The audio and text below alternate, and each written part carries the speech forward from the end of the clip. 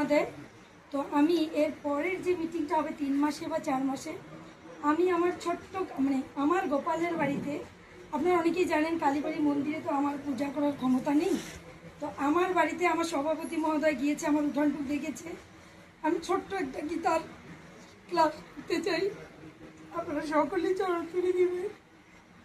আমি যদি করতে পারি এবং মনেও যেন শান্তি পাই, এই জন্য আমি আপনাদের সবার চরণধুলি কামনা করছি। আমরা সেক্রেটারিকে জানাবো, তারপর আপনারা অবশ্যই আসবেন। আমার মাছের বাজারের সামনেরও একটু ফাঁকা জায়গা আছে, স্যারকে আমি দেখিয়েছি, ওইখানে আমরা আপনাদের বসার একটু জায়গা করে গীতার আমার কিছু বাচ্চা, আমার বাচ্চার 11 জন বন্ধু, তারা হিন্দু এবং এসএসসি পরীক্ষার্থী। ওকে যদি এখন না থামাতে পারি তাহলে আমি আর থামাতে পারবো না।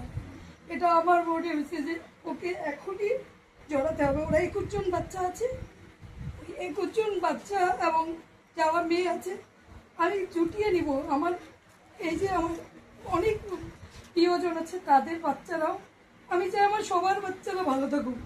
শুধু আমার বাচ্চা বিদেশে গেছে এই চিন্তা আমি কোনোদিনও করিনি, করার জন্য আসে না। সবার বাচ্চা যেন ভালো থাকে, সবাই ভালো থাকলে আমিও ভালো থাকবো এবং মরতে পারবো শান্তি। সকলকে ধন্যবাদ।